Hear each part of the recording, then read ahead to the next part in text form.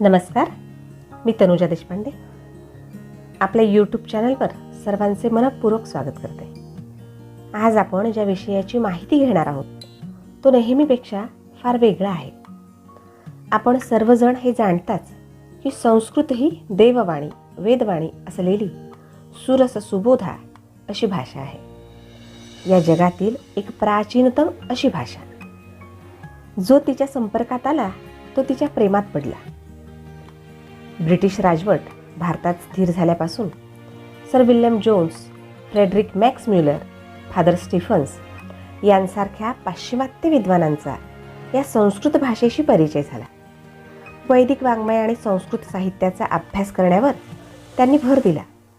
त्यातून युरोपातील या अभ्यासकांमध्ये पूर्वेकडील संस्कृती आणि देश यांच्याबद्दल कौतुक, आदर व कुतूहल जागृत झाले. म्हणून त्यांना प्राच्यवादी असेही संबोधले जाऊ लागले. पुढे चालून या प्राच्यवादी अभ्यासकांनी संस्कृत आणि युरोपीय भाषांमधील साधर्म्याचा म्हणजेच सारखेपणाचा अभ्यास केला आणि त्यानुसार संस्कृत आणि युरोपीय भाषांची जननी असणारी एक प्राचीन इंडो युरोपियन भाषा होती अशी कल्पना मांडली गेली. या पाश्चात्यांनी तौलनिक भाषाशास्त्र नावाची एक विद्याशाखाही सुरू केली आणि संस्कृत व युरोपीय भाषा ह्या बहिणी बहिणी होतात असेही मत मांडले. पण काही भारतीय भाषाशास्त्रज्ञांनी आणि काही इंग्लिश भाषातज्ञांनीही सर्व जागतिक भाषांचा उगम संस्कृतमधूनच झाला आहे असे ठाम मत व्यक्त केले आहे. इथे आपण कोणत्याही मताचे समर्थन किंवा खंडन करणार नाहीत, तर संस्कृत व इंग्रजीमधील साधर्म्य असणाऱ्या काही शब्दांची यादी आपल्यापर्यंत पोहोचविण्याचा मी प्रयत्न करणार आहे. ही यादी पाहिल्यानंतर नक्कीच तुमच्या लक्षात येईल की काही इंग्रजी शब्दात अक्षरे वगळली आहेत किंवा वाढली आहेत, तर काही शब्दांचे उच्चार विकृत झाले आहेत. जरी उच्चारामध्ये थोडाफार फरक असलाच तरी अर्थ मात्र सारखाच आहे. जसे इंग्रजीमधील SAINT सेंट आणि संस्कृतमधील संत म्हणजे सभ्य सज्जन व्यक्ती. इंग्रजीमधील ROY रॉय व संस्कृतमधील राय म्हणजे सन्माननीय अधिकारी व्यक्ती. इंग्रजीतील WICKED विकेड आणि संस्कृतमधील विकट म्हणजे दुष्ट व्यक्ती. COFFIN कॉफिन आणि संस्कृतमधील कौपिन म्हणजे प्रेत झाकण्याची पेटी. इंग्रजीमधील US अस तर संस्कृतमधील ओस म्हणजे आमचा.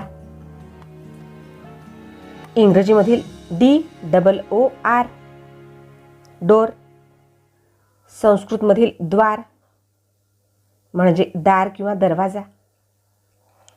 फर्टिलिटी FERTILITY तर संस्कृतमध्ये फलती इति, दोन्हीचाही अर्थ फळधारणा.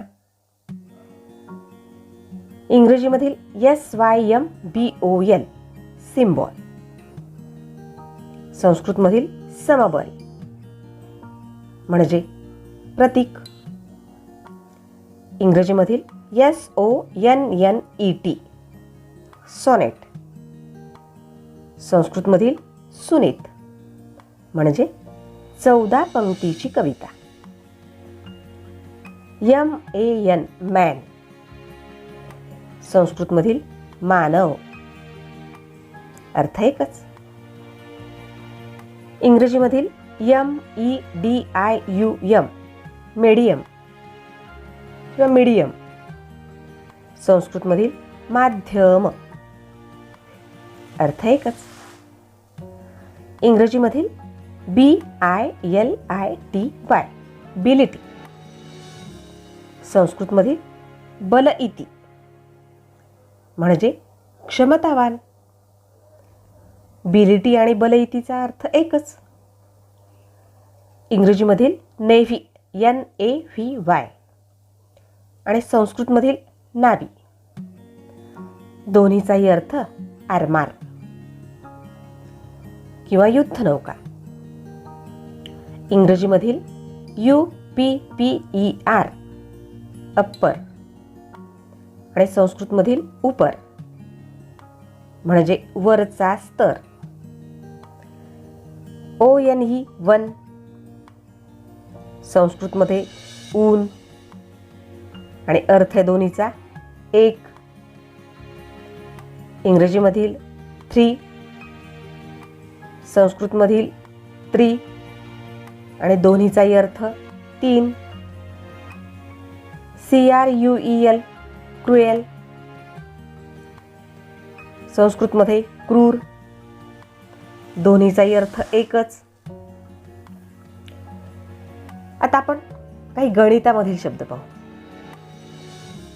ट्रिग्नोमेट्री, संस्कृतमध्ये त्रिकोणमिती,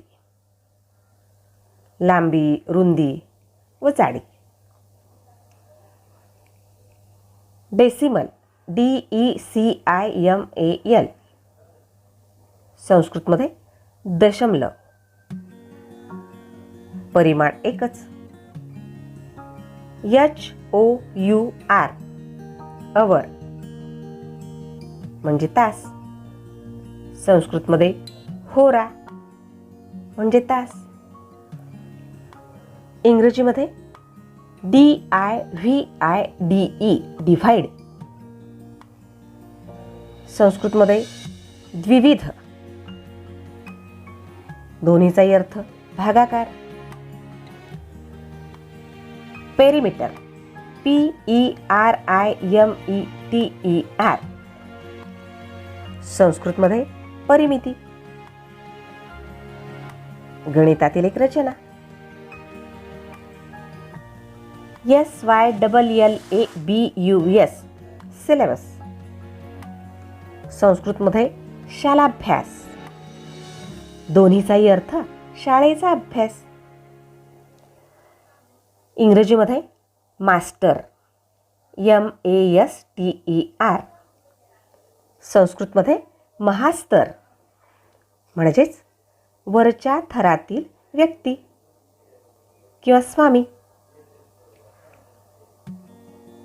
रोमांस, ROMANCE, संस्कृतमध्ये रोमांच, अर्थ एकच. इंग्रजीमध्ये मिथ, MYTH, संस्कृतमध्ये त्यासाठी मिथ्या म्हणजेच खोटे. इंग्रजीमध्ये कटर, CUTTER, संस्कृतमध्ये कर्तर, अर्थ कापणारा. सोलार, SOLAR, सौर. COW, काऊ, संस्कृतमध्ये गौ. DIVINITY, डिव्हिनिटी, संस्कृतमध्ये देवनीती. सरेंडर, SURRENDER,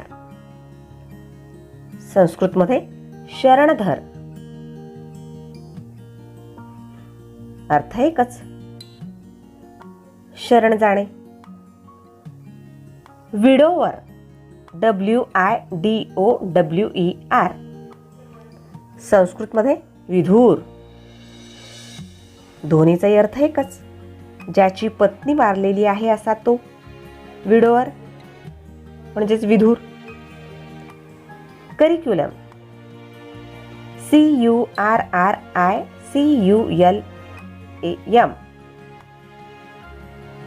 संस्कृतमध्ये गुरुकुलम, अर्थ अभ्यासक्रम.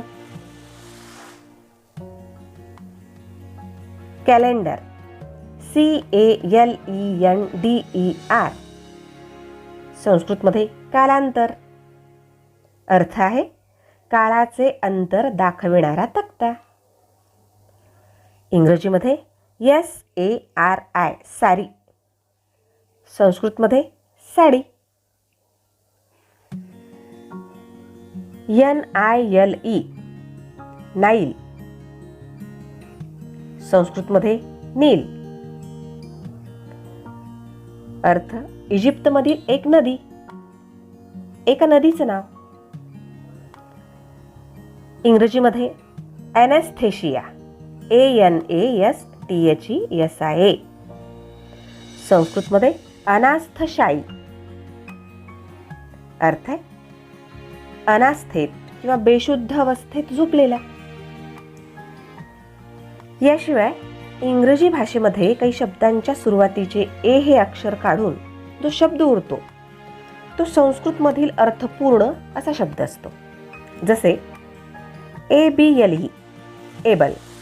यातील ए बाजूला काढला की बल म्हणजेच क्षमता असा शब्द उरतो. ॲपल, APPLE, यातला ए काढला की उरतो तो फल. जसे pineapple, wood apple, custard Apple.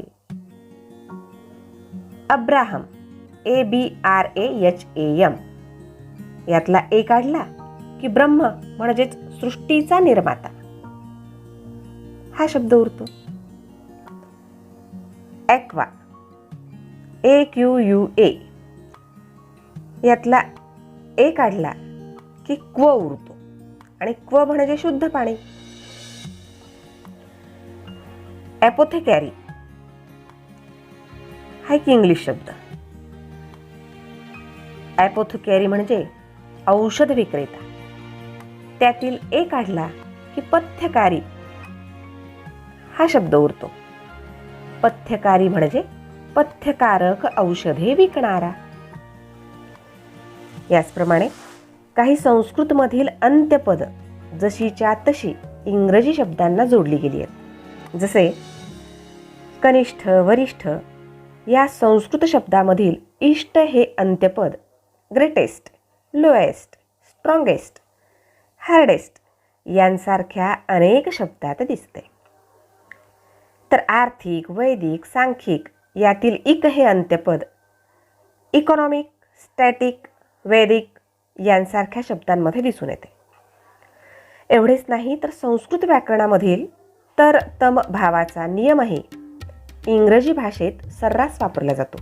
जसे संस्कृतमधील महत्तर, बृहत्तर, लघुत्तर, तसे इंग्रजीमध्ये ग्रेटर, लेसर, बिगर, हार्डर यासारखाच तमभाव संस्कृतमध्ये महत्तम, लघुत्तम हे शब्द इंग्रजीमध्ये मॅक्झिमम, मिनिमम असे तयार झाले. याबरोबरच काही नगरे, ठिकाणे, बंदरे, क्षेत्रांच्या नावात सुद्धा साधर्म्य दिसते. जसे लँकशायर, संस्कृतमध्ये लंकेश्वर. डिव्होनशायर, संस्कृतमध्ये देवनेश्वर.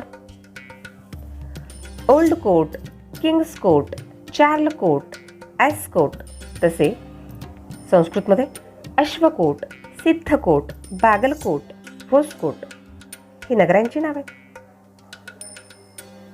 शेवटी आणखी एक शब्द पाहू आणि मग या यादीला विराम देऊ. इंग्रजीमध्ये SIR, सर याचा अर्थ वरिष्ठ, प्रमुख. संस्कृतमध्ये सर हा शब्द सुरुवातीला लागून तयार झालेले बरेच शब्द आहेत. जसे सरसेनापती, सरनौबत, सरन्यायाधीश, सरचिटणीस.